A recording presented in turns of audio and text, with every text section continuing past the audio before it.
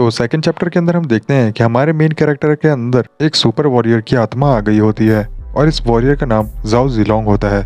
अब यहाँ हमारा मेन कैरेक्टर उन गुंडों को मारने के लिए आगे बढ़ता है और हम देखते हैं कि उसका पूरा बॉडी ग्लो कर रहा होता है। आगे बढ़ते ही उन गुंडों में से एक लड़का अपने मेन कैरेक्टर पे हमला कर देता है, लेकिन अपना मेन कैरेक्टर उसके मुंह पे हाथ रख के उसे दूर फेंक देता है। जिसके बाद वो दो बंदे हैरान हो जाते हैं क्योंकि अपने मेन कैरेक्टर पूरा एक सुपर ह्यूमन की तरह ग्लो कर रहा होता है और उसके हाथ में एक रॉड भी होता है। अब बचे हुए वो दो गुंडे जिनमें से एक के पास बेसबॉल बैट और एक के पास नाइफ होता है वो आगे बढ़ते हैं। अब दोस्तों यहाँ हमें पता चलता है कि हमारे मेन कैरेक्टर का नाम निंग हाओ होता है और उसकी क्रश उसे उन लोगों से बचने के लिए कहती है। तभी निंग हाओ स्माइल करता हुआ अपने हाथ में एक रॉड लिया रहता है, उससे उन पे वार करता है। दोनों गुंडे दूर जाके गिरते हैं। अब यहाँ पर सिर्फ एक गुंडा बचता है जो निंग हाओ की क्रश के पीछे छुपा रहता है। तो निंग हाओ उसे कहता है किसी औरत के पीछे मत छुपो। जिसके बाद उसकी क्रश उस गुंडे को धक्का मार के निंग हाओ की तरफ दौड़कर आ जाती है और उसे कहती है कि तुम्हारा बहुत बहुत शुक्रिया कि तुमने मुझे आज बचा लिया। अगर आज तुम नहीं होते तो मेरे साथ पता नहीं क्या हो जाता।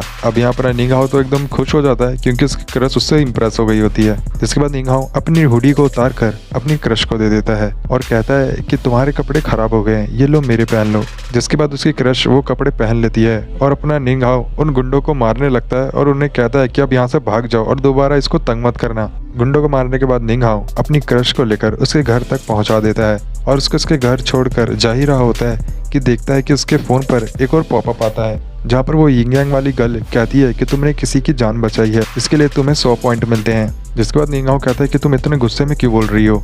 वैसे आप लोग समझ ही गए होंगे कि इतने गुस्से में क्यों बोल रही है, क्योंकि शायद इसको इसकी क्रश से जेलस फील हो रहा है। अब यहाँ पर निंग हाओ की क्रश उसे अपना नंबर देके डिनर के लिए इनवाइट करती है।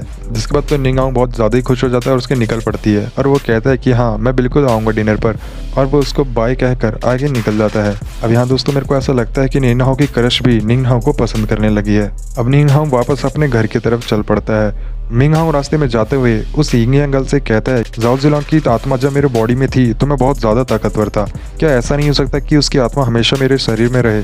ये सुनने के बाद वो यिंग यांग गर्ल कहती है कि ऐसा होना तो बहुत मुश्किल है, लेकिन तुम कोशिश करना कि अगली बार जब वो तुम्हारे शरीर में आए तो तुम उस आत्मा से कम्युनिकेट कर पाओ, और अगर वो चाहता होगा तो वो ज़रूर तुम्हारे साथ डील करेगा।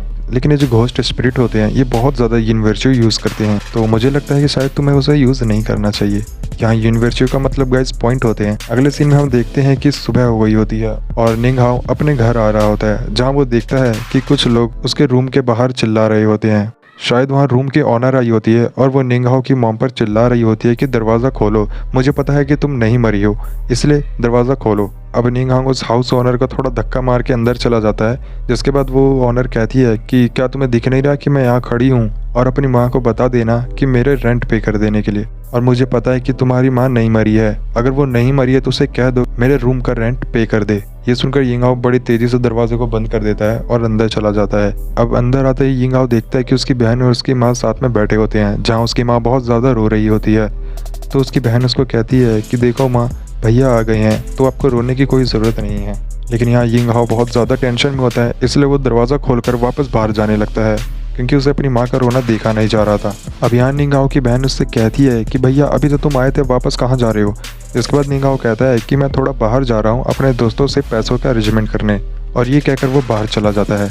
बाहर आते ही वो फिर से अपने मोबाइल को ओपन करता है और वो यिंग यांग वाली गर्ल उससे पूछती है कि क्या तुम्हारे पास पैसों की कमी है। तो निंग हाओ कहता है कि वैसे तुम ये कहते हुए इतनी खुश क्यों हो रही हो। तो वो यिंग यांग वाली गर्ल कहती है अगर तुम लिटिल घोस्ट ट्रेजर हंट करोगे तो 111 पॉइंट तुम्हें मिलेंगे और उसके साथ तुम्हें थोड़े पैसे भी मिल सकते हैं जो तुम्हारे लिए बहुत होंगे। जिसके बाद निंग हाओ कहता है कि आखिर ये क्या होता है, और ये बोलते ही निंग हाओ के मोबाइल से एक अजीब सा सोल बाहर निकलता है और वो झंडा लेकर उसे कहता है कि तुम मेरे पीछे आओ, मैं तुम्हें खजाने की तरफ ले जाऊंगा। जिसके बाद यिंग हाओ एक अबैंडन फैक्ट्री के पास आता है और वो कहता है कि क्या तुम्हें पक्का यकीन है कि यहीं पर कोई खजाना है।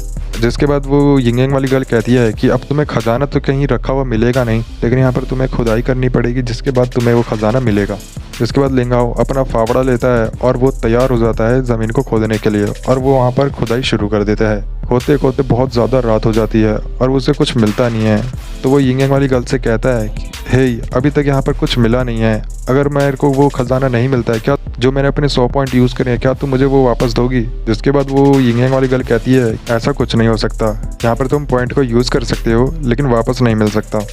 तभी हम देखते हैं यिंग यांग एक लकड़ी से पानी के अंदर कुछ ढूंढ रहा होता है और अचानक से वो लकड़ी किसी चीज़ पे टच होती है और वो ग्लो होने लगती है। जिसके बाद लिंग हाओ थोड़ा शॉक हो जाता है और वो जो घोस्ट रहता है वो हंसने लगता है। वो यिंग यांग गर्ल कहती है कि ये बहुत ज़्यादा पावरफुल लग रहा है। और दोस्तों यहीं पर हमारा ये चैप्टर एंड हो जाता है। तो दोस्तों आपको ये चैप्टर कैसा लगा कमेंट सेक्शन में कमेंट करके ज़रूर बताइएगा और नेक्स्ट चैप्टर देखने के लिए हमारे चैनल को सब्सक्राइब जरूर कर दीजिएगा। मिलते हैं नेक्स्ट एपिसोड में, तब तक के लिए गुड बाय।